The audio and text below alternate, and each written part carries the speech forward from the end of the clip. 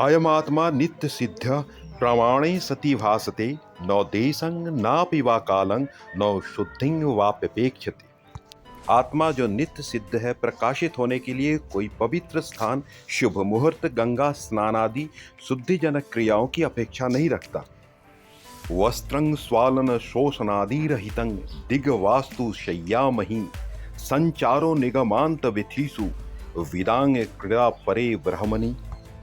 जो पर ब्रह्म के चिंतन में रत रहते हैं, उनके लिए वस्त्रों का धोना या सुखाना, वस्त्रों की विविधता जैसे श्वेत या भगवा की अनिवार्यता निरर्थक है।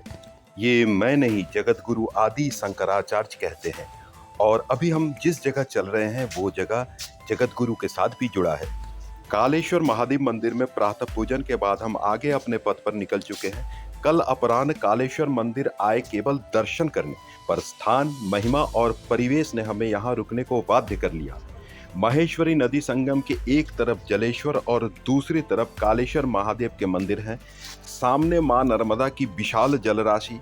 यहाँ परिक्रमावासी रुकते कम है, परंतु व्यवस्था, व्यवस्थापक और स्थान असाधारण है। आगे हमारा गंतव्य होगा ऐतिहासिक गुप्तेश्वर मंदिर मंडलेश्वर। ये मंडलेश्वर स्थान है पंडित प्रवर श्री मंडन मिश्र का। थोड़ी देर में हम देखेंगे उस स्थान को जहां उनकी शास्त्रार्थ हुई थी जगत गुरु श्री आदि शंकराचार्य से। इसी प्रकरण में जगत गुरु परकाया प्रवेश विद्या के लिए अपनी काया काली गुफा में छोड़े, जो मैंने आपको पिछले वीडियो में दिखाया था। परिणाम तो इतिहास है, पर यह है वो सारे प्रसाद जो नर्मदा परिक्रमा में हम संचय करते हैं अपने झोले में। इस पहाड़ी के ऊंचाई पर एक मस्जिद, सुबह बाले भोग, गुप्तेश्वर महादेव मंदिर प्रवेश। किंवदंती है कि किसी ऋषि के श्राप के कारण एक पिंडी इस स्थान पर गिरा था। देवी पार्वती शिव के इस दिव्य अवतार को लेकर गुप्तेश्वर महादेव के रूप में यहाँ प्रतिष्ठित किया। पहले नर्मदा की एक धार इस शिवलिंग का जलाभिषेक करती थी, जो अब बंद हो चुका है। इस मंदिर के नीचे से ये गुफा है, इसी से गुप्तेश्वर महादेव मंदिर में प्रवेश करना है। कहा जाता है ये दुनिया का सबसे पुराना शिवलिंग और मंदिर है। ये गुप्तेश्वर महादेव लिंग, छोटा सा मंदिर, पर स्थान का महत्व ऐसे समझिए, सनातन धर्म के सबसे बड़े दो दिग्गज मंडन मिश्र और आदि शंकराचार्य के बीच यहाँ शास्त्रार्थ हुआ था।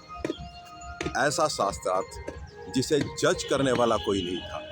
इतिहास बहुत लंबी है और यहाँ के तीर्थ के लिस्ट भी। गुप्तेश्वर महादेव मंडलेश्वर से 3 किलोमीटर आने के बाद आपको एक डिसीजन लेना पड़ेगा। यहाँ एक बोर्ड लगा हुआ है, खेड़ापति हनुमान मंदिर, और ये तट के पास से रास्ता है। तो यहाँ भी आपको सदाव्रत का सुविधा है, और सीधा सीधा भी आप जाए तो भी तट से थोड़ा ही सा हट के रास्ता है, उधर भी अन्य क्षेत्र वगैरह है।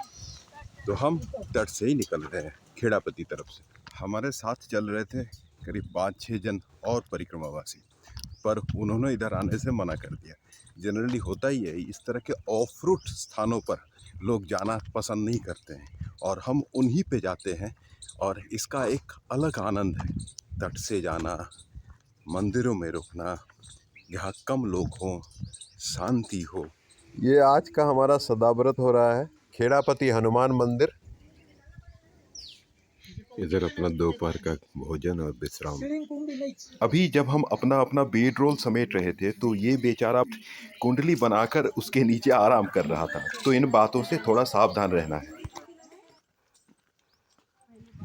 अभी मैं जलूद से सुलगांव की ओर जा रहा हूँ, गांव के रास्ते। यहाँ रास्तों में बबूल की झाड़ियाँ हैं, गांव का ये कच्चा रास्ता है। एक नदी आती है, उसे थोड़ा ही सा पानी है, पार करना पड़ता है, पर उस नदी के आगे एक बहुत अच्छा झरना है, देखने लायक। दूर से मैंने ये वीडियोस बनाए हैं, लेकिन उतना साफ नहीं होगा।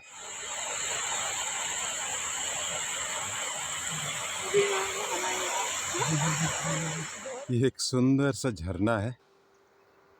आश्रम मंदिर एकदम नर्मदा तट पर, सुलगांव के मंदिर, आश्रम और ये परिक्रमा वासियों के रहने की व्यवस्था। नर्मदेश्वर महादेव। ये कुछ रोसड़ा वगैरह है, रसोई। सुलगांव आश्रम घाट पर बैठे हुए शाम को।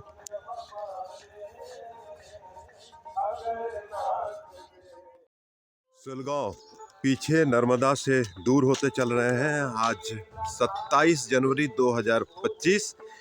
सुलगांव आश्रम से निकल रहे हैं, 7 बजने को है। अभी पहले चलेंगे पथराड़,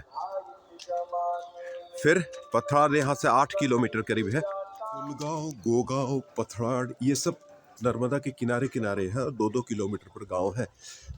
तो हम अभी सीधा सीधा, और आश्रम जो है नर्मदा के तट पर है, पर हम सीधा सीधा ऊपर से ही निकलेंगे और पथराड़ जाएंगे। करीब 8 किलोमीटर होगा। ये देखिए खेतों में ये तार लगा हुआ है, बिजली दौड़ रही है इससे। ये दरअसल यहाँ खेतों में पावर्ड फेंसिंग करते हैं ताकि वो जंगली शुअर या कोई भी अलग जानवर से बचा जा सके। हम सुबह निकले हैं, हालांकि अभी 6:30 बजे तक आसमान साफ होने लगता है, पर निकलते निकलते 7 होता है। कोहरा इतना होता है सुबह, अभी ठंड उतनी नहीं है, फिर भी ठंडा तो है। ये गांव है किसानों का, और ये फ्लैट्स देखिए, बंगलोज रादर। कल परसों 2 दिन मैं चल रहा था तो अपने साथ बहुत सारे लोग थे, पर आज मैं अभी अकेला चल रहा हूँ। सब अलग अलग हो गए, बिछड़ गए। कोई सुलगांव में था, कोई गोगांव में था, कोई उससे आगे रुक चुका था। ऐसा ही होता है। दरअसल नर्मदा परिक्रमा अपनी अपनी अपने अपने ढंग से होता है, और वही होना भी चाहिए। सब जो कर रहे हैं वही हम कर रहे हैं। ये नहीं, हर का उद्देश्य भी अलग होता है, और उद्देश्य के साथ साथ उनका परिक्रमा करने का तरीका भी अलग अलग होता है। तरीका का मतलब मैं रास्ता नहीं बोल रहा हूँ, सोचने का ढंग। अब परिक्रमा करने का उद्देश्य पर कुछ बातें होती हैं जो एकदम से हर परिक्रमा वासियों के लिए अलग सा होता है। आज आगे हम कुछ विशेष मंदिर तो देखेंगे ही, साथ ही एकदम पास से देखेंगे उस पथ को तथा उन पलों को जिसमें हम दक्षिण तट पर परिक्रमा करते समय रह चुके हैं। पथराड़ हनुमान मंदिर, यहाँ 5 मिनट के लिए रुके थे चाय वगैरह के लिए। अब आगे बढ़ रहे हैं। ये छोटा सा जगह है, यहाँ से एक रास्ता ऊपर की ओर भी निकलता है, और रास्ते के मोड़ पर ये सेवा है गांव के तरफ से। परिक्रमा वासियों के लिए एक बहुत बड़ा सुविधा है, गांव के मोड़ पर गांव के लोग अपने व्यवस्था से इस तरह के सेवाएं करते रहे। इनकी भाव को भी हम प्रणाम करते हैं। देखिए ये बैठे हुए हैं सुबह से, जितने भी परिक्रमा वासी आ रहे हैं उनको ये चाय पिला रहे हैं, अपना समय अपना काम छोड़कर। गुलाब की खेती है। अभी ये पेटमाली मोड़ पर गांव वालों ने चाय पिलाई। फिर यहाँ से 2 रास्ता है, सीधा सीधा भी है और इधर नदी तट से होकर भी है। द्वारकेश्वर तक 11 किलोमीटर सीधे रास्ते, और तट से होकर भी उतना ही है। तो हम तट से होकर ही चलेंगे।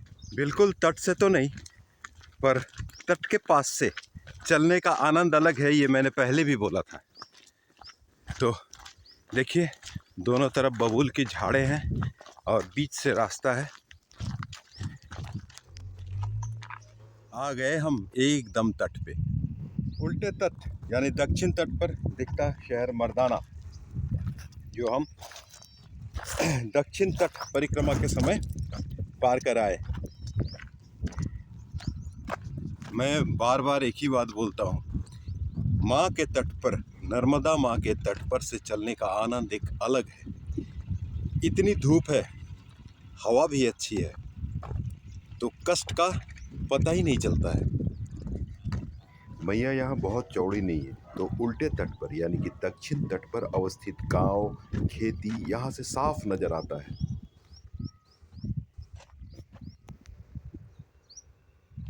अगर मेरे पिछले वीडियोस को याद है तो देखे होंगे, ये शहर वकावा है, शिवलिंगों के निर्माण का शहर। देखिए एक अलग अनुभूति की बात करता हूँ। पीछे जो शहर देख रहे हैं वो जब मैं दक्षिण तट का परिक्रमा कर रहा था तो इस शहर से होकर गया था, और वो घाट ऊपर में मैंने एक आश्रम में रुका था। और ये शहर है शिवलिंगों के निर्माण का शहर बकावा। याद आया? यहाँ से तट का मार्ग खत्म होता है, ऊपर को रास्ता चली जाती है। यहाँ के लोग जो काम कर रहे हैं उन्होंने बोला नहीं, ऊपर से ही जाना होगा, इधर रास्ता नहीं है। सामने दिखाई पड़ रहा है खेत है, पर हम कोशिश करेंगे ये किसानों से पूछकर तट से जाने का जहाँ तक संभव है। फिर देखते हैं, अगर नहीं होगा तो ऊपर जाएंगे नर्मदे। ये भी एक दृश्य है नर्मदा तट का। मैंने गिना 20 पंप लगे हुए हैं, सभी इलेक्ट्रिकली पावर्ड है। ये कन्वेंशनल रास्ता नहीं है, हम खुद खोज कर निकाल रहे हैं। पगडंडियाँ हैं, गांव के किसान खेत पर या नदी पर जाते हैं अपने पंप्स को मेंटेन करने के लिए, वो ये रास्ता है। आ पहुंचे हम शनि भगवान को श्राप देने वाले ऋषि पिप्पलाद की तपोभूमि पिप्पलेश्वर महादेव। पीताम्बली पिपलेश्वर महादेव का प्रवेश पथ पर लगा बोर्ड। गांव से मंदिर चढ़ने का रास्ता 1-1 फुट का सीढ़ी बना हुआ है। नर्मदा के तट पर स्वयंभू लिंग पिपलेश्वर महादेव का मंदिर।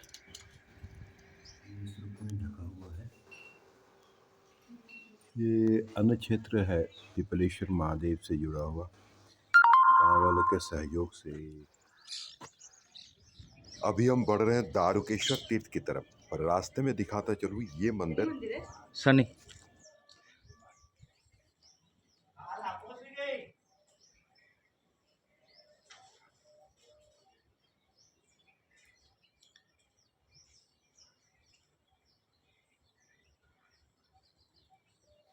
एक छोटा सा आश्रम, माता जी सेवा करती हैं यहाँ। दारुकेश्वर महादेव से 1 किलोमीटर पहले ये आश्रम है। यहाँ 15 मिनट के बैठा था मैं, थोड़ा आराम करने के लिए वापस निकल रहा हूँ दारुकेश्वर महादेव या भारेश्वर की तरफ। भारेश्वर महादेव के पहले ये लिंगेश्वर महादेव का मंदिर है। यहाँ लगा घाट को लिंगेश्वर महादेव घाट कहा जाता है। सुना कि इस घाट पर पत्थरों में शिवलिंग के आकार दिखते हैं। मैं घाट पर गया था, पर ऐसा कुछ मुझे दिखा नहीं। नर्मदे हर तट पर ये भारेश्वर महादेव मंदिर। भारेश्वर महादेव लिंग। भारेश्वर या दारुकेश्वर महादेव कहा जाता है कि इंद्र के सारथी मातली को दारुका के रूप में जन्म लेने का श्राप मिला था। मुक्ति हेतु उन्होंने यहाँ शिव तपस्या की। सुविधार्थ बोलता चलूं, दारुकेश्वर तीर्थ से ठीक पहले एक नदी संगम आता है। तट के रास्ते आने पर इसे पार करना पड़ेगा, जो जोखिम भरा हो सकता है। मैं कहूँगा आप भामपुरा गांव से ही ऊपर के रास्ते पुल पार कर दारुकेश्वर पहुँचे। एक बात और, ज्यादातर परिक्रमावासी दारुकेश्वर में ही रात्रिवास करते हैं। परिक्रमावासियों के लिए इस स्थान का तीर्थ महत्व बहुत अधिक है, पर यहाँ की परिच्छन्नता मुझे कुछ अच्छा नहीं लगा। आगे गांव में आश्रम एवं गृहस्थ सेवा होगा, तो मैं आगे बढ़ रहा हूँ।